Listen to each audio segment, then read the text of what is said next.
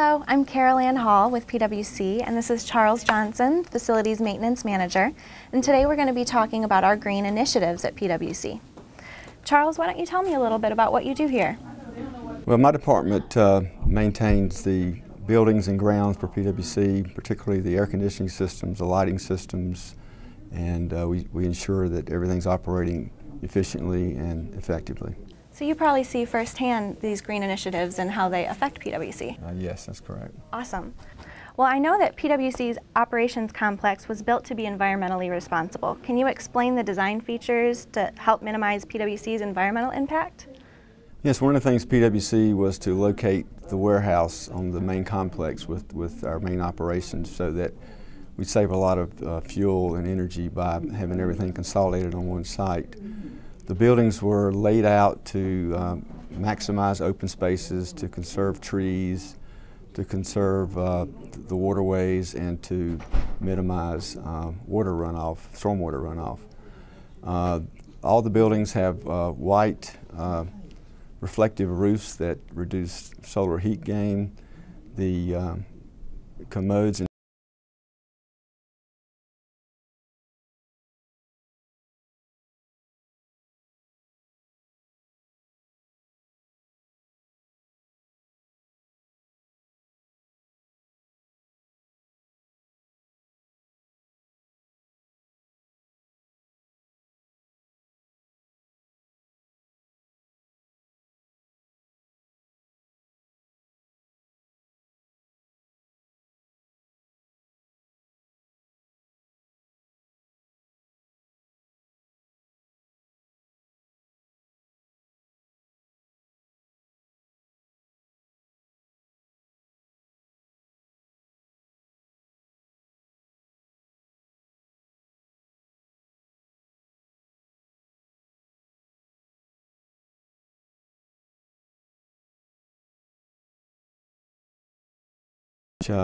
some of the things this building has, it has a geothermal heat pump system, which is more efficient than an air-to-air heat pump system. It's designed only to operate when the building is occupied. It has energy efficient lighting that only operates when the building is occupied. It has a solar reflective roof also.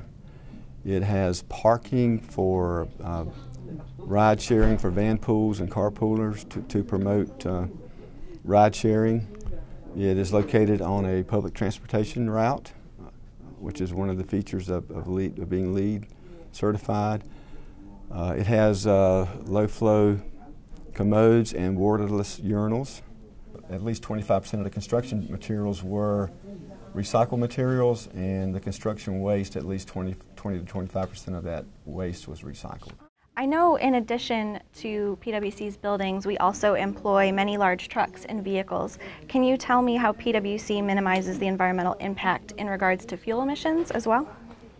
Yes, over the past few years, PWC has replaced 7 large diesel trucks with newer low-emission diesel trucks. Oh, wow. In fact, one of them was a hybrid bucket truck.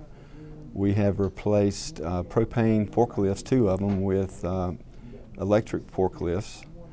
We replaced 1 diesel-powered directional roadside sign with a solar-powered sign, and we have also replaced a diesel pickup truck with a hybrid sedan. And we also, our fleet department has a plan over the next couple years to replace additional vehicles, which will result in at least a 10% reduction in emissions. Oh, that's amazing.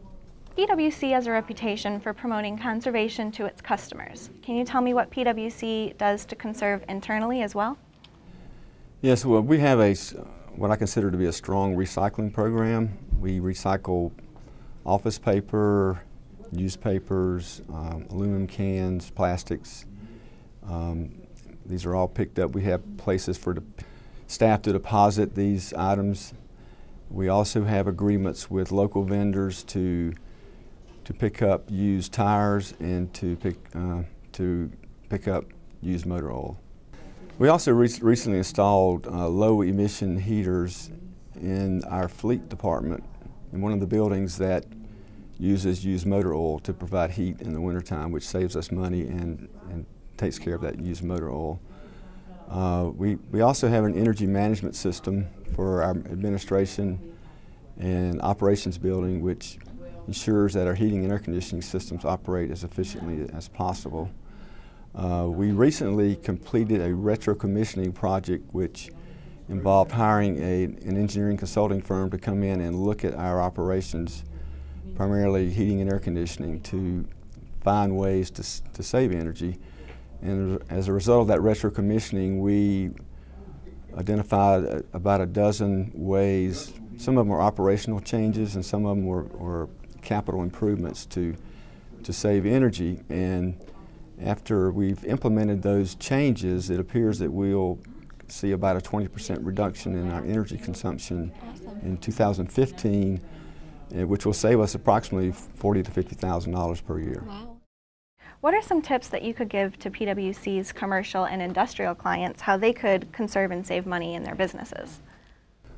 Well, an inexpensive thing to do is to conduct an energy audit of your systems. In fact, PWC is in the process of offering energy audits to some of our larger commercial customers.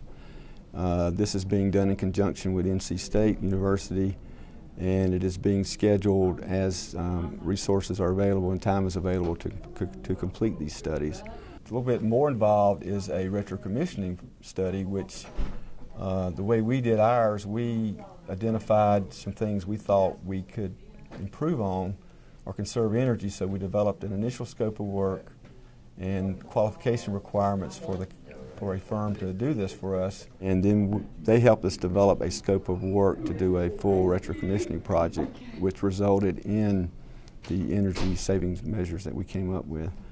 Also, look at lighting. Lighting controls. There's LED lights are less expensive than they used to be. Do not require as much maintenance as a regular T8 lights or T5 lights do.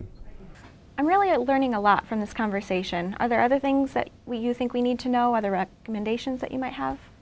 The biggest consumers of energy in a building are the heating and air conditioning system and the equipment that's in that building. So some of the things that may result from a retro commissioning study are things like installing variable frequency drives on some of the larger motors or replacing larger motors with energy efficient motors. A building automation system, depending on the complexity of the building, is important, and the operation of that system needs to be fine-tuned to make sure it's operating properly. I've heard recommendations that you should do a testing balancing about every 10 years, or if there's significant renovations or changes in occupant loads in a building, then it may justify doing a test and balancing project of your air and water systems for that building. In addition, you probably want to get or definitely should get your employees involved with energy conservation. Do some things like report maintenance problems like leaking faucets. Check your systems for air leaks, leaking pipes, and stuff like that can be picked up by a good maintenance program and will save water and energy. Charles, thank you for these awesome tips on our green initiatives. I know that I've learned a lot, and I'm sure that our customers have learned a lot. I know that we all have learned some things that we can go home and put into action today, so we just wanted to say thank you. Thank you.